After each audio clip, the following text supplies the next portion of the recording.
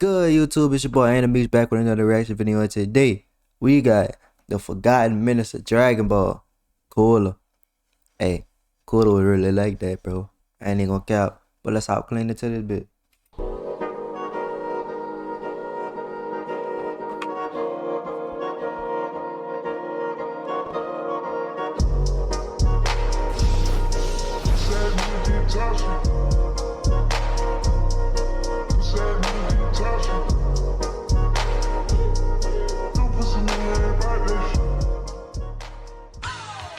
Yes. You've seen the title, so you already know what we covering today. Someone who seems to be one of the most forgotten menaces in anime.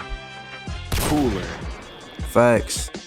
So I was scrolling through the comments recently, and I noticed that a lot of y'all have been asking me to do the Cooler movie. And considering the fact that we have a video on pretty much all the DBZ movies, I felt as though we needed to add Cooler to the list. Which actually makes me wonder, out of all Dragon Ball movies created, what was your top 3? Let me know in the comments. But hey, my enough top talking. 3 gotta be the Super Broly, the Super Android 13, and OG Broly.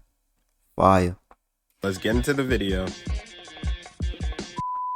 So our movie takes place in the forest because Goku thought it was a great idea to take the squad out for a little camping trip. And I'm not gonna lie, they were out here fishing, cooking, chopping wood, all in all, it just looked like a vibe. The only problem was, this movie was post-Namek arc, so Goku had no idea what troubles were coming his way. Because for those of y'all who don't watch Dragon Ball, on Namek, Goku had absolutely erased this nigga Frieza. And throughout the movie, we learned that Frieza actually had an older brother by the name of Cooler. And after realizing his brother got packed up by a Saiyan, he knew he couldn't let that slide and went to Earth to get his get back. And even though Goku sensed their presence immediately, I wish I could say the same with Krillin and Gohan. Because after watching Krillin get quick dropped and Gohan get snuck up on, Goku realized that he brought 2 liabilities with him. And I'm not gonna lie, I can't help but feel bad for Goku. Because 90% of the time when ops pull up to Earth, it's really because of him, and he can't chill out with friends without somebody trying to blow the Earth up. And what had me heated was these fake-ass Ginyu Force members that pulled up on Goku. I don't even remember their names. And since I refuse to go and look them up on Google, we're just gonna call them by what they look like. So we got Broccoli, Roach, and that nigga from Big Time Rush. And after realizing he was being targeted, Goku had to square up with them. Which actually brings us to our first fight on the list.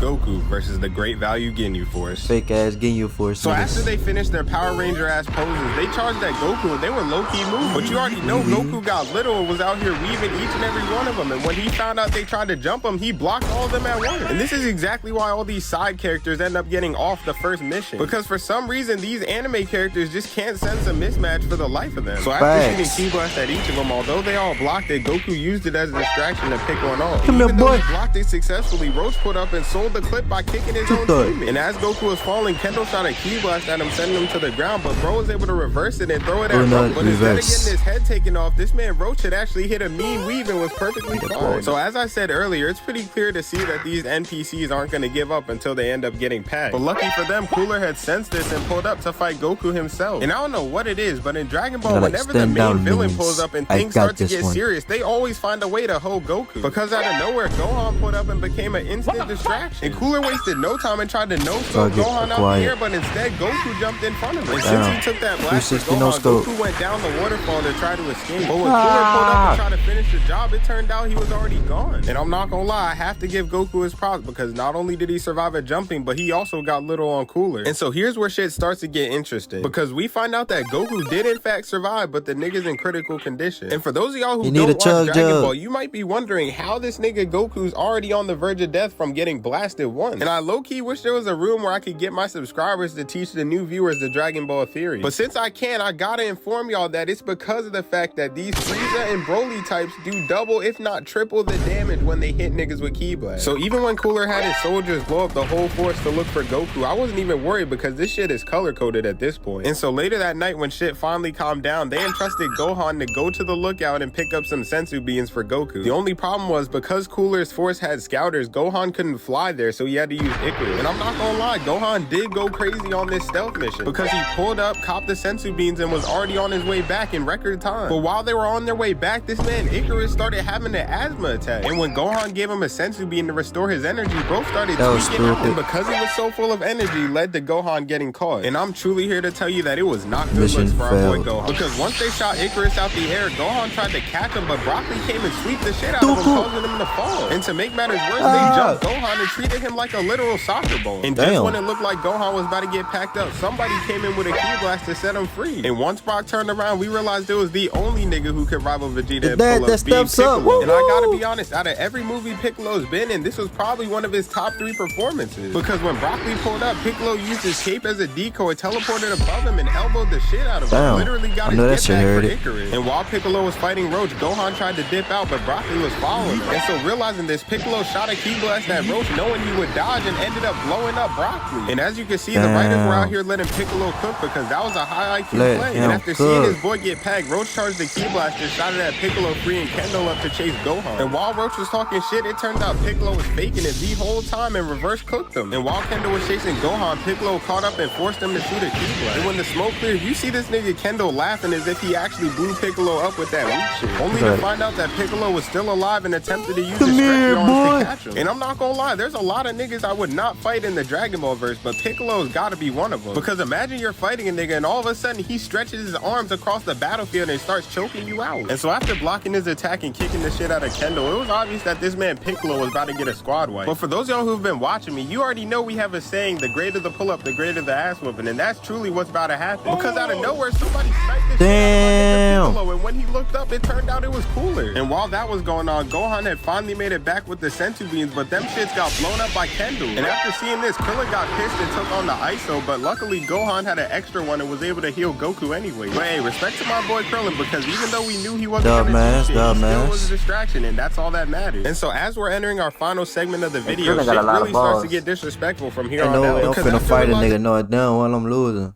That shit dead.